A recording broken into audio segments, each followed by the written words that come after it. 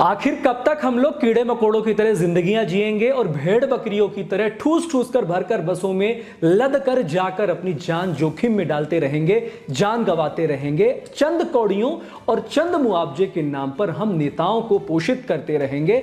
हम उनसे मुआवजा लेंगे और उनके भीड़ का हिस्सा बन करके उन नेताओं को महान नेता बनाते रहेंगे। मैं आज केवल छिंदवाड़ा हादसे को लेकर के ध्यान आकृष्ट करने नहीं आया हूं, बल्कि हमारी 70 वर्षों की आजादी के बाद भी गुलामी वाली मानसिकता से जो हम लोग घिरे हुए हैं, गुलामी वाली मानसिकता के जो हम लोग चपेट में हैं, आज मैं उसकी बात करने आया हूं। जय हिंद साथियों, नमस्कार। मैं हूं आपका दोस्त ललित व्यास पांडे। साथियों, आखिर है क्या ये? आज भी हम किसी भी रैली के लिए इतने ज्यादा कैसे लालायित रहते हैं? लालायित इसलिए रहते हैं कि हमारे आसपास के जो छुटभइये नेता हैं, जिनको आगे चल करके बड़ा नेता बनना है, उनको दिया जाता है टास्क दिया जाता है। सभी को संख्या बताई जाती है कि 100 या 60 या 70 से कम आप लोग लेकर के नहीं आएंगे। जिस नेता के पास जितनी भीड़ होती है वो उतना बड़ा नेता माना जाता है और हम उनके इस भीड़ बढ़ाने वाले नेतृत्व का हिस्सा बनते हैं। एवज में मिलता क्या है? हम वहां जाते हैं, किस लिए जाते हैं? अपने मोबाइल का फ्लैश जलाने जाते हैं, या फिर वहां उनके झूठे जो आरोपित प्रत्यारोपित किए जाने वाले भाषण है, एक दूसरे पर आरोप प्रत्यारोप लगाया जाने वाला जो कहानी है वो सुनने जाते हैं। क्या सुनने जाते हैं? ये सारी चीज़ें तो हम डिजिटल इंडिया के माध्यम से टीवी और अपने मोबाइल पर भी सुन सकते हैं, लेकिन नहीं, हम जाते हैं ठूस ठूस कर भरे जाते हैं। जिस बस की कैपेसिटी 60 सीट की होती है उसमें 100 से अधिक लोग ठूसे जाते हैं।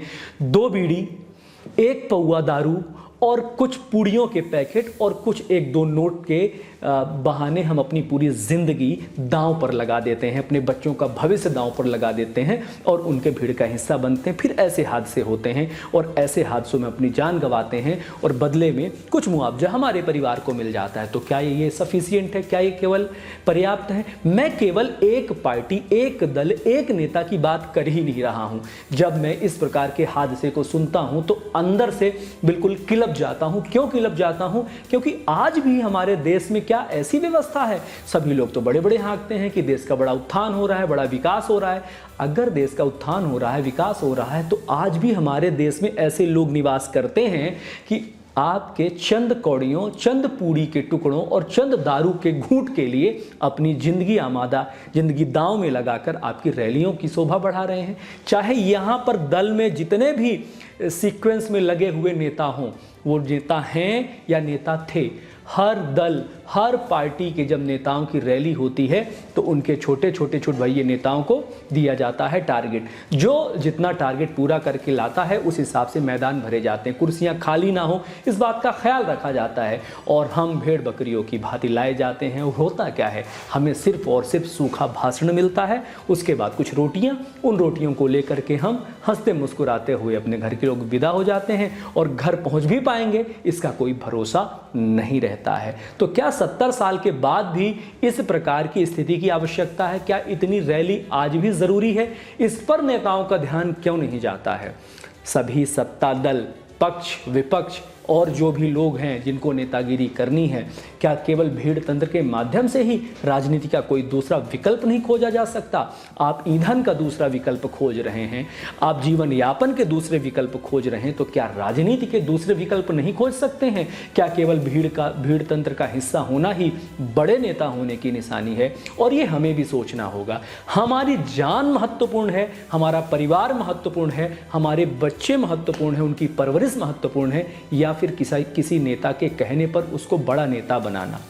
और कई प्रकार से ब्लैकमेल किया जाता है। जब छुटभइये नेता हमारे पास आते हैं तो धमकी भी देते हैं कि अंततोगत्वा आपका काम पड़ेगा तो आप आएंगे हमारे पास ही। तो ये बड़ा मनोवैज्ञानिक तरीके से प्रबंधन किया जाता है, क्योंकि छुटभइये नेता आपको नोटिस कर रहे होते हैं कि भाई मेरे को आवश्यकता पड़ी थी तो आप मेरे साथ नहीं खड़े हुए थे, अब जब आपको सबसे ज़्यादा आवश्यकता होगी तो हम आपके साथ नहीं खड़े होंगे। बहुत सिंपल है, गिव एंड टेक की प्रक्रिया है कि आज हम छुटभइया नेता के कहने पर ट्रैक्टरों में, ट्रालियों में, टैंकों में ठूस ठूस करके बसों में भर करके जाएंगे, तो कल जब हमारी ज़रूरत पड़ेगी तो छुटभइया नेता हमारे काम में आएंगे। जबकि जब हमारी ज़रूरत पड़ती है तो कोई काम में नहीं आता है, और जान है तो जहान है। तो बड़े नेताओं को भी इसका कोई ना कोई एक विकल्प ढूंढना होगा कि सभी रैलियों में इतनी भीड़ नहीं होनी चाहिए।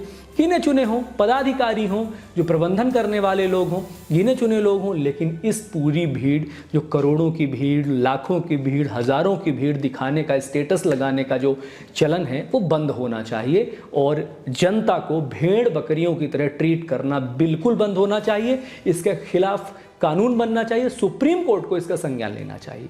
सुप्रीम कोर्ट को आगे आना चाहिए और इस पर एक संज्ञान लेना चाहिए कि नहीं, देश की जो जनता है, देश की जो पब्लिक है, उसकी भी अपनी डिग्निटी है, वो किसी भी तबके से आती हो, लेकिन हम तो विकासशील हैं। 2047 में दुनिया के सबसे बड़े विकसित राष्ट्र बन जाएंगे, लेकिन उस विकसित राष्ट्र की ये हालत अगर है तो ये निश्चित तौर पर निराशाजनक है, हताशाजनक है।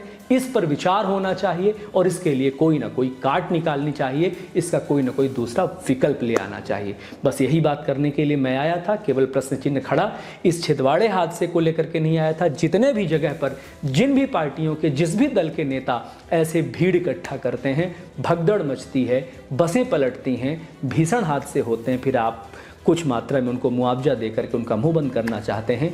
इस सबसे छुटकारा मिलना चाहिए, मुक्ति मिलनी चाहिए और देश की जनता कोई भेड़ बकरी या कीड़ा मकोड़ा नहीं है।